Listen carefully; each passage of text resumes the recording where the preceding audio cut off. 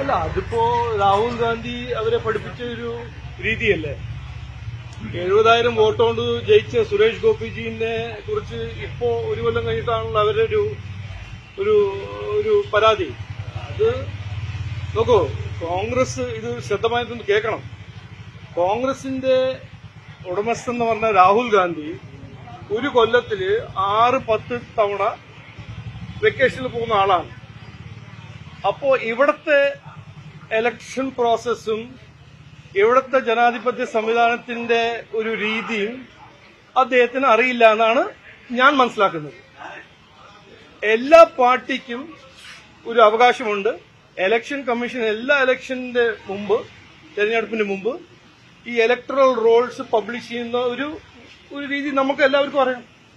പക്ഷേ ഇവർക്ക് അത് അവര് പഠിച്ചിട്ടില്ല, അല്ലെങ്കിൽ പഠിച്ചിട്ടുണ്ടെങ്കിൽ അത് പുറത്ത് പറയുന്നില്ല.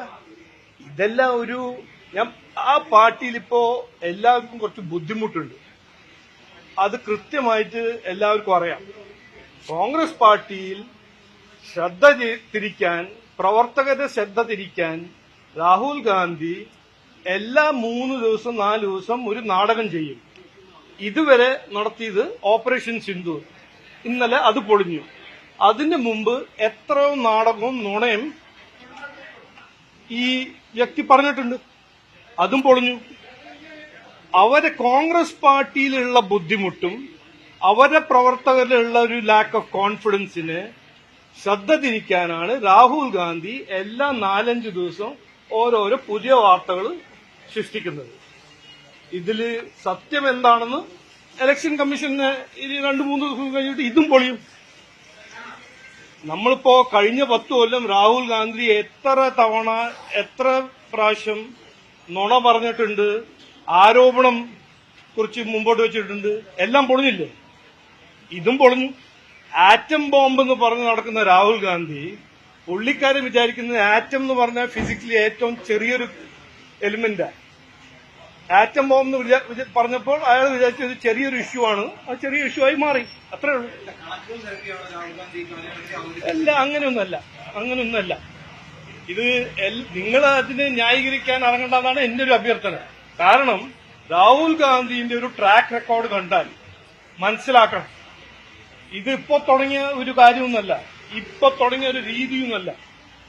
10-11 കൊല്ലായിട്ട് ഞാൻ പറഞ്ഞ പോലെ 4-5 ദിവസം ഒരു പുതിയ വാർത്ത, ഒരു പുതിയ ആരോപണം, എന്നിട്ട് ഒരു പ്രഡിക്റ്റബിളി ഞാൻ പറഞ്ഞുതരാം, 7 ദിവസം കഴിഞ്ഞിട്ട് അത് പൊളിയും, അത് കഴിഞ്ഞിട്ട് ഒരു പുതിയ വാർത്തയായിരിക്കും.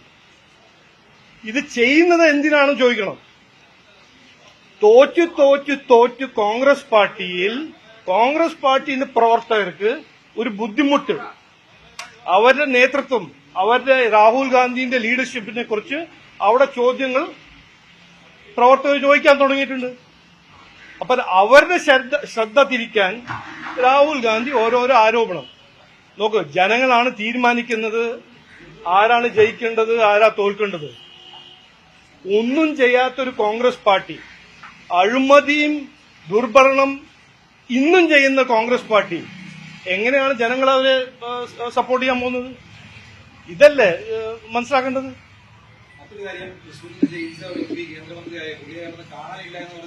നോക്കൂ, ഇതെല്ലാം ഞാൻ കേട്ടു.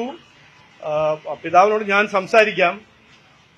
ഒരു കേന്ദ്രമന്ത്രി ആയാൽ കേന്ദ്രമന്ത്രിക്ക് കുറെ ചുമതലകളും ഉത്തരവാദിത്വം ഉണ്ടാവും. അപ്പോൾ ഒരു സാധാരണ MP പോലെ അദ്ദേഹത്തിന് അത്ര സമയം കൊടുക്കാൻ കഴിയില്ല എന്ന് നമുക്ക് എല്ലാവർക്കും അറിയാം. പക്ഷെ അവിടെ തൃശൂർ BJP ടീമുണ്ട്. അപ്പോ എന്താണ് കാര്യം, എന്താണ് കാരണം, അത് ഞാൻ പിതാവിനോട് നാളെ വിളിച്ച് ചോദിക്കാം. എന്നിട്ട് ഞങ്ങൾ കൂടെ ഉണ്ടാവും എന്ന് പറയാം. ഓക്കെ.